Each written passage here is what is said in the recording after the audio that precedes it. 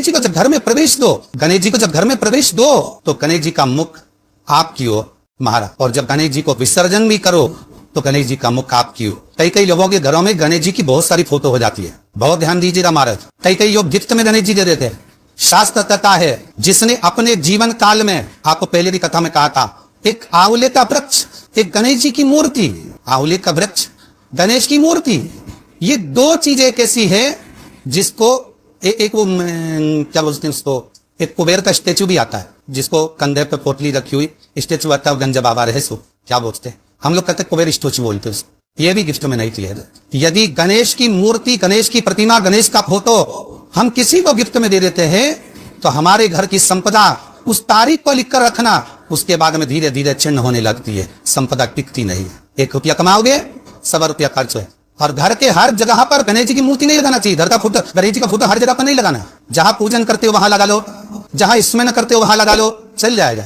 पर सारे घर में ना जाने कौन कौन सी दिशा, और यहाँ तक कई लोग साल भर गणेश जी रखते हैं, तो उनसे भी निवेदन है साल भर गणेश जी रखो, मना नहीं है, पर गणेश जी रखना कौन सी दिशा में चाहिए उसका भी शास्त्र प्रमाण वर्णन करता है हमारा। लाते समय गणेश जी का मुख आपकी ओर। शिव महापुराण ये नहीं कहती, गणेश पुराण ये नहीं कहती कि तुम्हें इतना बड़ा गणेश बिठाओ। गणेश पुराण ये नहीं कहती कि तुम बहुत बड़े गणेश जी बिठाओ। गणेश पुराण ये नहीं कहती कि तुम बहुत विशालतम गणेश जी का निर्माण कर उसको विराजमान करो। गणेश पुराण, शिव महापुराण ये नहीं कहती कि तुम इतने बड़े भी गणेश जी जो तुम्हारे पास में रखने की जगह ना हो, विसर्जन की जगह ना हो, तो ऐसे गणेश को घर में ना बिठाएं। शिव महापुराण तो यहां तक कहती है, गणेश पुराण तो यहां तक कहती है कि एक गोल सुपारी के लिए अगर गणेश जी बनाकर तुमने पूजन कर उसको भी जलाशय में विसर्जन कर दिया, नहीं कर सकते, किसी पेड़ के नीचे खड्डा खोदकर उसको रखकर उस पर पानी डाल दिया, वो भी विसर्जन माना जाएगा। पर रोड के किनारे पर रखकर उसका अपमान करो, ये शास्त्र नहीं कहता, ये वेद और पुराण नहीं कहते।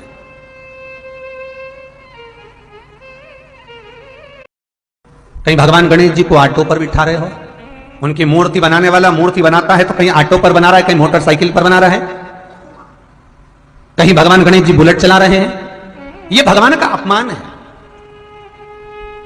ये भगवान का अपमान कि जिसके घर में भगवान गणेश की नृत्य की मूर्ति लगी रहती है, उस घर में जितने भी परिवार के लोग रहते हैं वो कहीं ना कहीं 24 घंटे काम में लगे रहते हैं, पर उनको शांति रत्ती भर की नहीं मिलती है। यहां तक का व्याख्यान शिव महापुराण करती है महाराज।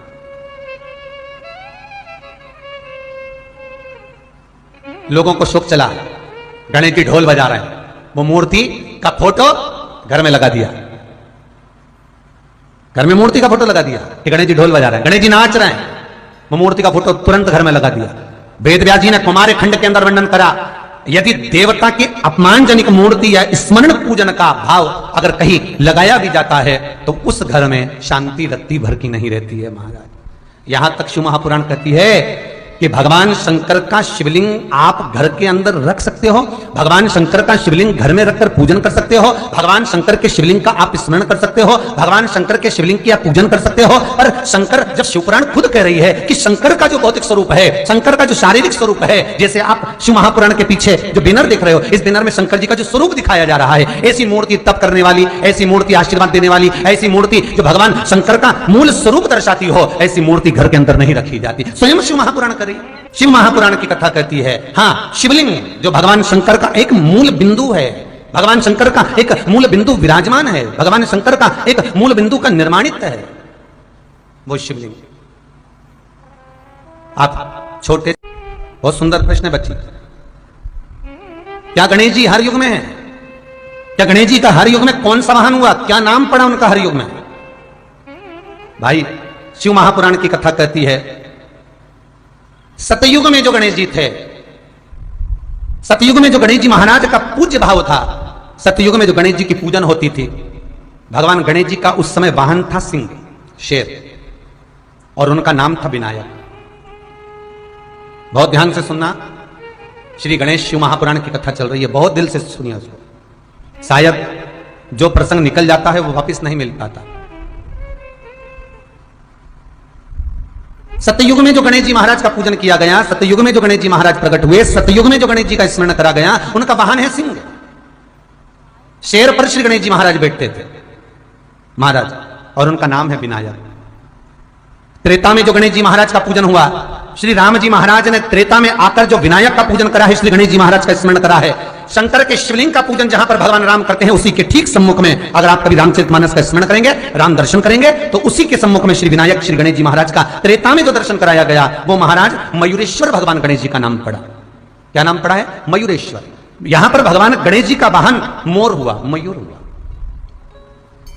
इसलिए गणेश जी का एक नाम होता है मयूरेश्वर महादेव, भगवान गणेश, मयूरेश्वर विनायक, भगवान गणेश। तीसरा वर्णन आया द्वापर में। द्वापर में भगवान श्री गणेश जी का नाम गजानंद हुआ और इनका वाहन चूहा हुआ। श्री गणेश जी महाराज का नाम गजानन, द्वापर में उसको गजानन कहा गया। भगवान कृष्ण जब द्वारका में प्रवेश करते हैं, भगवान कृष्ण जब द्वारका में जाते हैं, आप सबने कथा सुनी होगी, आप सभी ने स्मरण किया होगा कि जिस द्वारका में भगवान कृष्ण विराजमान होते हैं, यह द्वारका मेरे कृष्ण की नहीं थी।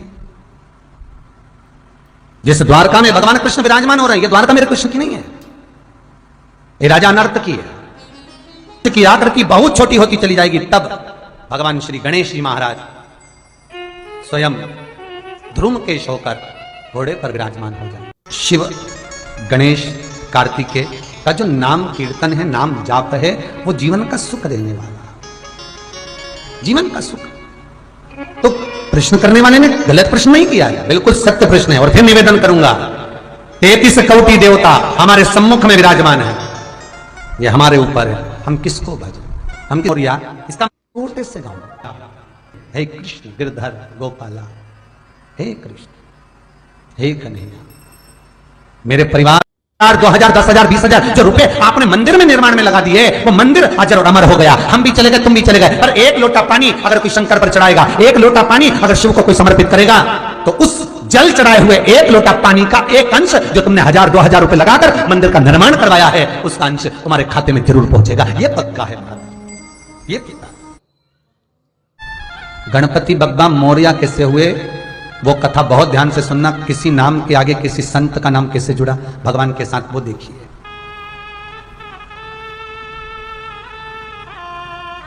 रामकृष्ण परमहंस के साथ देवी जी का नाम नहीं जुड़ा है, या देवी जी का नाम रामकृष्ण परमहंस के साथ नहीं जुड़ा, चैतन्य महाप्रभु जी का नाम कृष्ण के साथ नहीं जुड़ा, संत तुकार का राम का नाम पंडरीनाथ के साथ नहीं जुड़ा, मीराबाई का नाम कृष्ण के साथ नहीं जुड़ा, पर किस राष्ट्र के एक संत हैं मौर्य गोस्वामी, जिनका नाम गणेश के साथ जुड़ा, गणपति बप्पा मौर्य, एक संत मौर्य गोस्वामी। गण अधिपति गणेश का जन्म क्यों हुआ, किस लिए? गणाधिपति गणेश का जन्म हुआ किस लिए, इनके जन्म का कारण क्या है? बच्चे पूछेंगे, मम्मी भगवान राम के जन्म का कारण था कि रावण को मारना था? भगवान कृष्ण के जन्म का कारण था कि उनको कंस को मारना था। मां जगत जननी दुर्गा भवानी के प्रागट्य का कारण था कि महिषासुर को मारना था, मधुकैटभ का संहार करना था। पर बच्चे पूछेंगे आपसे, भगवान विष्णु का जन्म इसलिए हुआ, प्रागट्य इसलिए हुआ क्योंकि सृष्टि का प्रकरण बढ़वाना था।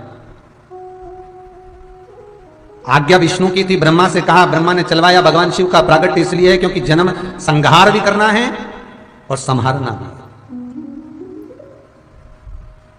भगवान दत्त का प्रागट्य इसलिए हुआ कि उनको गुरुओं का व्याख्यान वर्णन आगे बढ़ा। जलदेव का जन्म इसलिए हुआ क्योंकि उन जल का वृष्टि करना है। पर भगवान गणेश का जन्म क्यों हुआ है? गणेश के प्रागट्य का कारण क्या है? भगवान गणेश जी क्यों प्रगटे हैं? इसलिए कोई कारण होता है तो फिर कोई कारण को प्रकट करा जाए कि वो कारण है क्या, क्या कारण है, किस कारण से प्रकट हुए, किस कारण से। शिव महापुराण की कथा कहती है, एक बार भगवान शंकर और मां जगत जननी पार्वती दोनों विराजमान, दोनों बैठे। आज भी वो जगह जहां शंकर और पार्वती बैठकर ये प्रसंग का व्याख्यान कर रहे हैं, वो जगह आज भी उत्तराखंड में, हिमालय राज की वो पावन धरा उत्तराखंड, उत्तर काशी से उत्तरकाशी जिले के एक छोटे से डोंडिया गांव में आज भी वो जगह है जहां शंकर भगवान माता पार्वती के साथ बैठकर गणेश जी के प्रागट्य का विषय रखे थे। बहुत ध्यान से सुनना आज की कथा।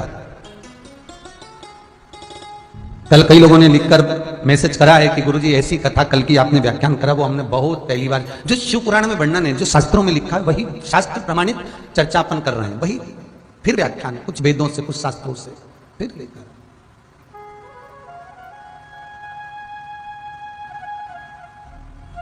कभी उत्तरकाशी जाएं तो वहां जाकर पूछना कि जहां गणेश जी का माथा कटा था, सिर कटा था, हमें वहां जाना है। इतनी सुंदर जगह, और आप मान लो नहीं जा पाए तो मेरा तो निवेदन है, कभी मौका मिले तो पुराणों में, शास्त्रों में उसको छानना, निकालना। शास्त्र पुराण में नहीं ढूंढ सकते तो मोबाइल पर ढूंढ लेना, यूट्यूब पे उस पर ढूंढ लेना, गूगल आदि पे, जिस पे आप ढूंढ सकते हैं उस पर ढूंढ लेना। शास्त्र प्रमाण नहीं निकाल सकते तो उसमें निकालना जहां गणेश जी का मस्तक कटा। इतनी सुंदर, इतनी रमणीय, इतनी आनंदित भूमि, इतनी सुख देने वाली, जहां शिव और पार्वती विराजमान है। उत्तरकाशी क्यों कहते हैं इसको उत्तरकाशी? उत्तराखंड में जो बसी है काशी, इसको उत्तरकाशी क्यों कहा गया? क्योंकि ये गंगा, यमुना और पार्वती, इन तीन नदियों का मायका है उत्तरकाशी।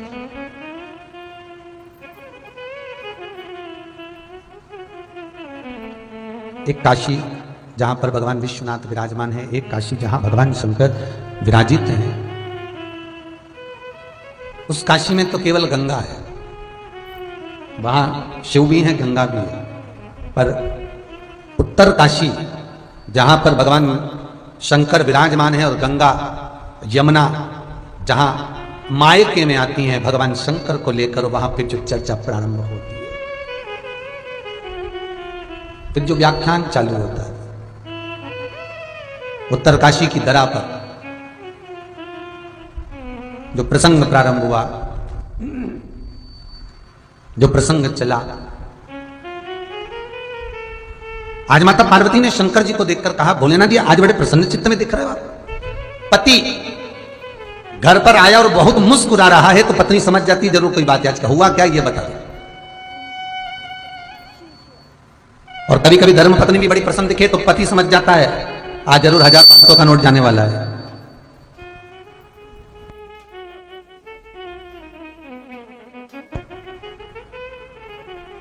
केवल एक वर चाहिए। शंकर जी बोले बोलो क्या चाहिए? पार्वती कहती है बालक को प्रकट मैं करूंगी, मेरा बालक जगत में विघ्न डालेगा इन राक्षसों के कार्य में, पर उसका नाम बिगड़ना नहीं चाहिए, जगत में वो पूजा जाए, क्योंकि मैं जन्म दे रही हूं उसको, मैं प्रकट कर रही हूं उसको। नहीं तो दुनिया के लोग कहें बताओ माता पार्वती के तन से जो बालक प्रकट हुआ था वो विघ्न डालने वाला, लोग उसको पूछे ही ना, लोग उसका स्मरण ही ना करें। ये भगवान के गणेश के प्रागट्य की कथा है कि उनका प्रागट्य क्यों हुआ, किस लिए हुआ, किसके लिए हुआ, कारण क्या था। इस कारण से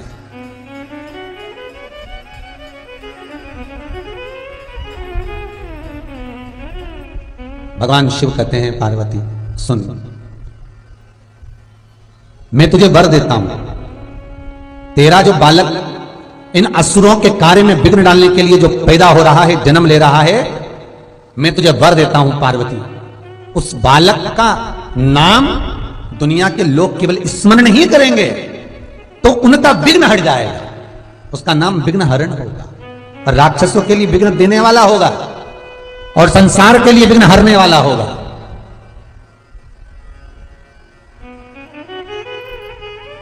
एक साधारण सी कथा लोग कह देते हैं कि गणेश जी का जन्म हुआ, क्यों हुआ?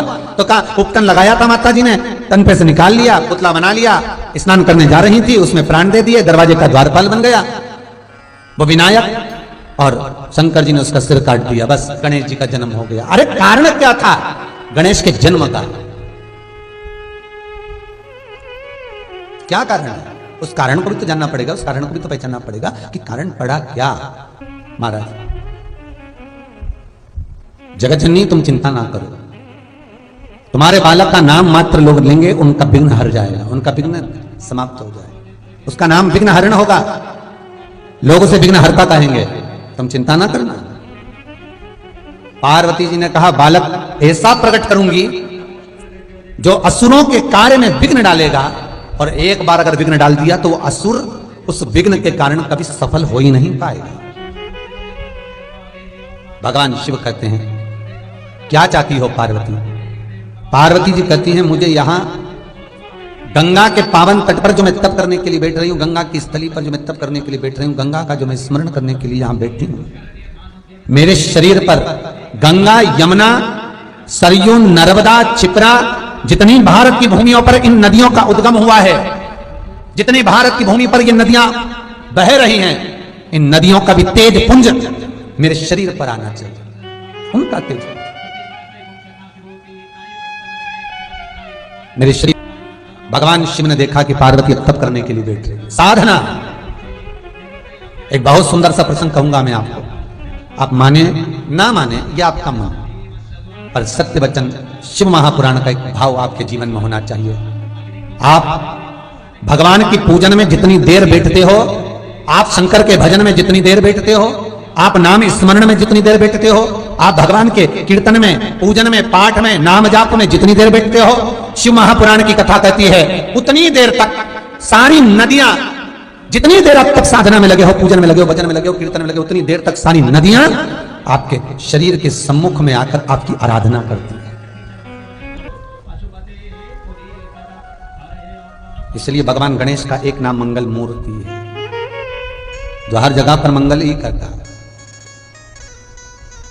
हर जगह पर मंगलमय है। जिसके घर में संपदा की कमी पड़ती हो, बीमारियां ज्यादा फैल रही हो, बहुत कष्ट हो महाराज, बहुत ज्यादा दुखी हो महाराज, कोई काम नहीं बन रहा, बहुत तकलीफ में हो, तो शमी पत्र, शमी की पत्ती, जहां गणेश जी का स्थान है वहां पर 5 शमी पत्र 5 समर्पित करें, और शंकर जी के ऊपर 3 शमी पत्र समर्पित करें। बहुत ध्यान देना, 5 शमी पत्र जहां गणेश जी का स्थान है शिवलिंग में, वहां समर्पित करें। 3 शमी पत्र शिवलिंग के ऊपर समर्पित करें।